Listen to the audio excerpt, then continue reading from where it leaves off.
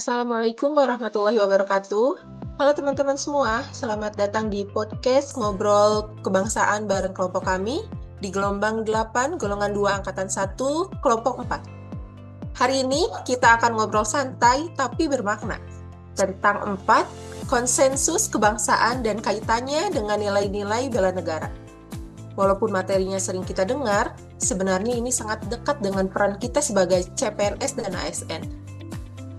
Nah, kebetulan saat ini saya sudah bersama dengan 2 rekan saya untuk berdiskusi. Silahkan memperkenalkan diri. Halo, saya Arli Widya Asmara. Senang bisa ikut berdiskusi hari ini.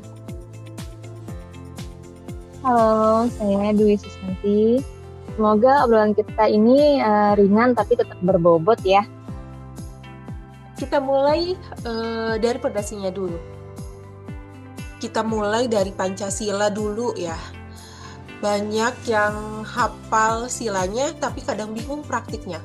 Menurut rekan-rekan, kenapa Pancasila bisa disebut dalam bela negara? Menurut saya ya, karena Pancasila itu merupakan sumber nilai.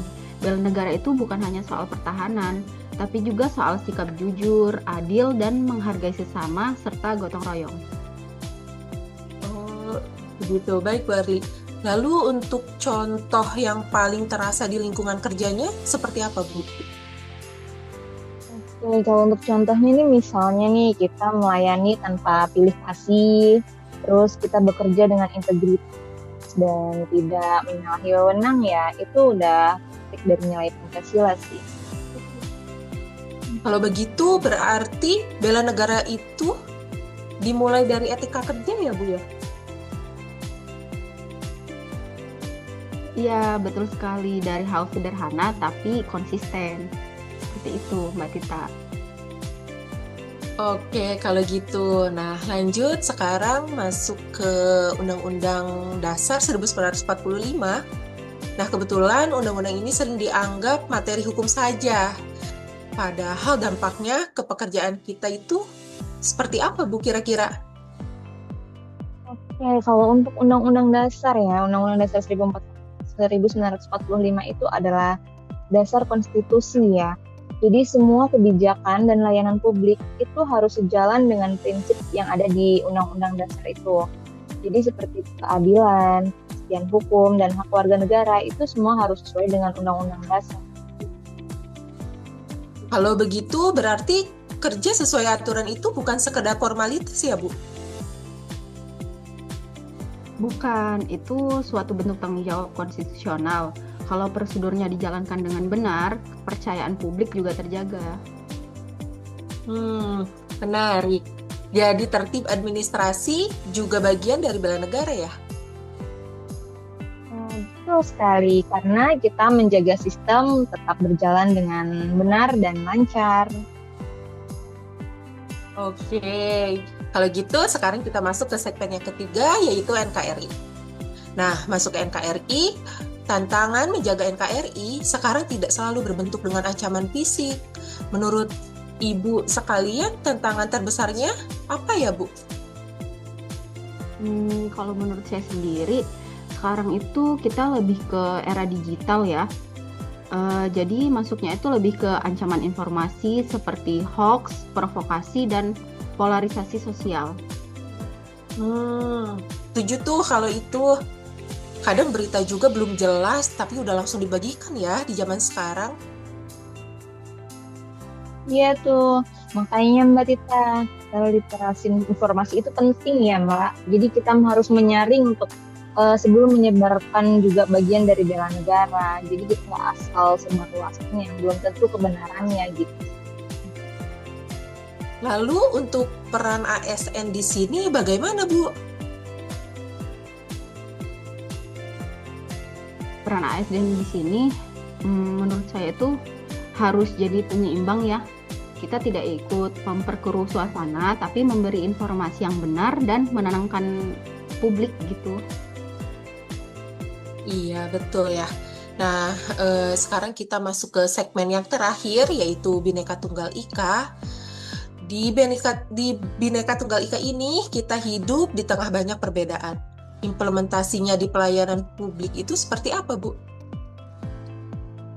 Oke, kalau untuk implementasinya itu kita dengan tidak diskriminatif ya tentunya. Jadi semua warga itu dilayani sama apapun belakangnya. Jangan mentang-mentang nanti ada saudara, keluarga gitu kan. Perilakunya beda dengan orang lain gitu. Jadi tidak Iya, diskriminatif Mbak Citra. betul, Bu.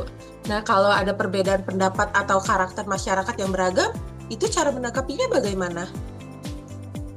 Sebagai ASN yang berakhlak, kita harus tetap profesional ya, sabar dan empati. Fokusnya kita ke solusi, bukan ke emosinya begitu.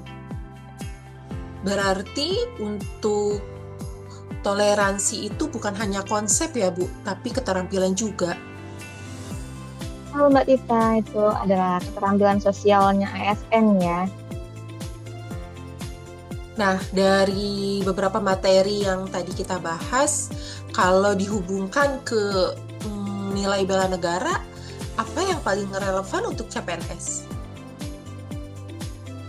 Yang pertama sih menurut saya itu ada disiplin dan integritas. Kalau menurut Mbak Dwi bagaimana ya? Kalau menurut saya sih ada orientasi pelayanan ya dan tanggung jawab tentunya. Jadi itu hubungan yang paling relevan sih untuk CPNS.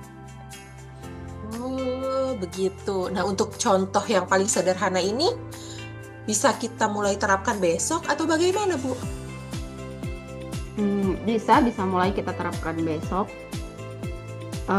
yaitu tepat waktu dan menuntaskan tugas dengan baik. Tambahan pekerjaannya juga harus rapi dan yang jelas bisa dipertanggungjawabkan ya segala sesuatu yang kita kerjakan. Itu Mbak Tita. Oke, baik. Sederhana ya ini, tapi dampaknya sangat besar. Nah, teman-teman semua ternyata sudah selesai di beberapa segmen yang sudah kita bahas. Di sini saya mau minta satu kalimat aja dari masing-masing 4 konsensus kebangsaan itu bagi ASN apa ya? Kalau menurut saya 4 konsensus kebangsaan itu bagi kita ya ASN itu kompas nilai dalam bekerja dan melayani publik. Menurut saya itu ada fondasi yaitu agar pengabdian tetap di jalur yang benar. Wah, kuat sekali ya kalau gitu. Nah, dari obrolan ini kita bisa lihat bahwa Pancasila, Undang-Undang Dasar Negara Republik, Undang-Undang Dasar 1945, Negara Kesatuan Republik Indonesia, dan Bhinneka Tunggal Ika itu bukan hanya materi hafalan berarti ya, tapi pedoman sikap dan tindakan kita sebagai ASN. Ya betul Mbak Tita, kita mulai dari hal yang kecil dan dilakukannya konsisten. Insya Allah nanti hasilnya baik. Dan tambahan lagi ya Mbak Erli, dan selalu berorientasi pada kepentingan masyarakat, karena kita kan sebagai pelayan publik ya. Iya. Terima kasih atas waktunya Bu Arli dan Bu Dwi. Terima kasih juga untuk yang sudah menyimak podcast kami. Assalamualaikum warahmatullahi wabarakatuh. Waalaikumsalam warahmatullahi wabarakatuh. Terima kasih Mbak Tita. Terima kasih Mbak Tita. Terima kasih. Ya, terima kasih.